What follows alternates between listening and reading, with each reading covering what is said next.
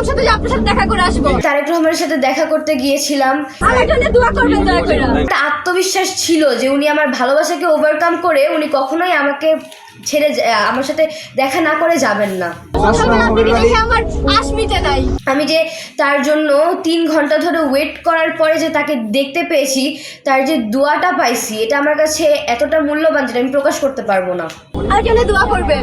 এবং তার সহধর্মিণী ডক্টর জুবাইদা রহমান, ওনাকেও আমার ভীষণভাবে পছন্দ এবং আমার অনেক ইচ্ছা যে ওনার মতো একজন ডক্টর আমি হব।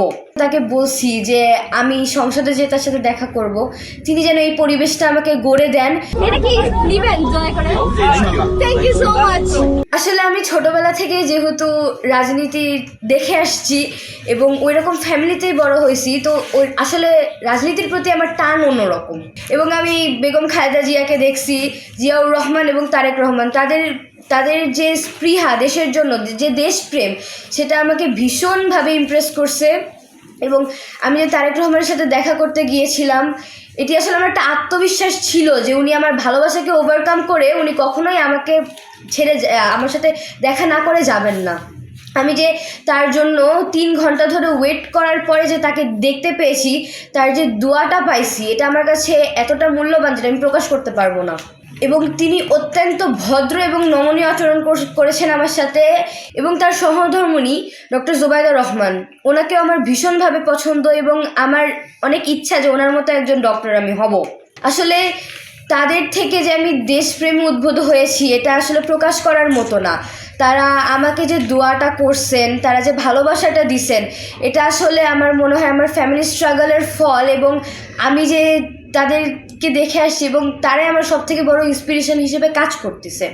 আমি চাই যে আমি যে তাকে বলছি যে আমি সংসদে যে তার সাথে দেখা করব, তিনি যেন এই পরিবেশটা আমাকে গড়ে দেন, যেন আমার মতো হাজার হাজার জেনজিরা এই রাজনীতিতে আসতে পারে এবং খুব নিশ্চিন্তে থাকতে পারে। আমি চাই তার সাথে থাকতে, তার দলের সাথে কাজ করতে এবং ভবিষ্যতে এই দেশের জন্য কাজ করতে। না, অনুভূতি তো আসলে প্রকাশ করার মতো না।